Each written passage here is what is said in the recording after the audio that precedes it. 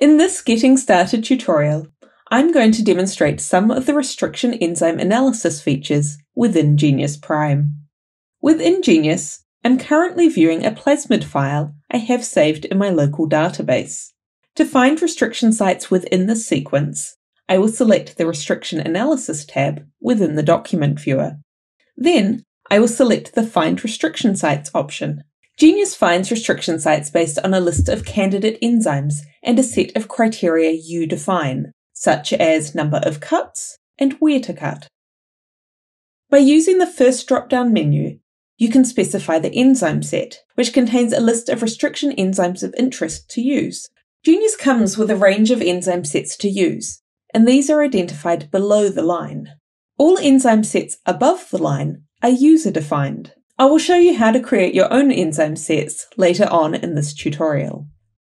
After selecting an enzyme set to use, you can specify how many times the enzyme should cut in your sequence. For example, a value of 1 to 1 will show enzymes that will cut just once in the sequence.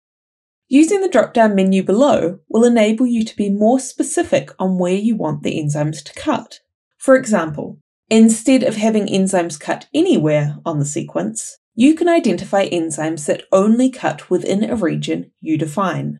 This region can be specified by entering the nucleotide positions below, or by highlighting a region on the sequence view and copying this selection across by pressing this button here.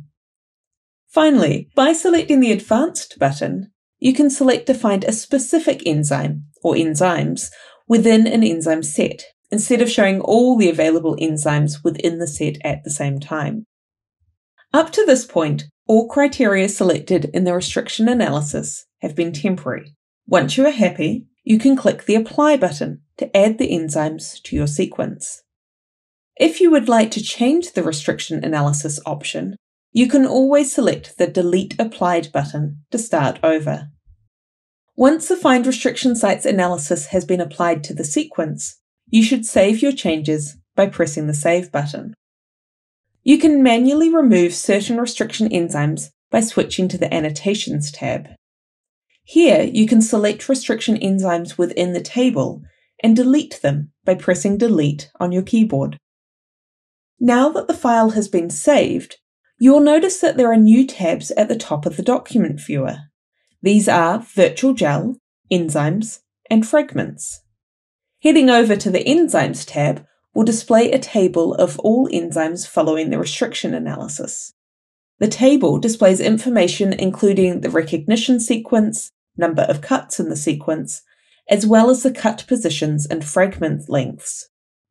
By selecting the Virtual Gel tab, you can simulate an agarose gel using all the restriction enzymes from your analysis. Here, you can fine-tune the gel simulation by adjusting the color scheme, changing the DNA ladder, as well as the intensity of the bands. By going to the Fragments tab, you can learn more about the different fragments, including the start and end positions, as well as the fragment length. You can also deselect the Cut by All Simultaneously button to see the fragment results when cut by each enzyme individually rather than simultaneously. If you would like to export the fragments table, you can click the Export Table button to save the results as either a CSV or TSV file. You can also create your own enzyme set, which can be used during the restriction analysis. To do this, go to Cloning and then select New Enzyme Set. Give the enzyme set a name and click OK. This will create a new restriction enzyme collection file. To add enzymes to this set, simply click on the Add Enzymes button. In the new window, you can then browse the table to find the desired enzymes. Either scroll through the table or use the search bar to find the enzymes you are after. Click the OK button to add them to your list. Once this enzyme set is saved, it will then be available to use during the restriction analysis. For further tutorials on getting started with Geneious, refer to the other videos in this series.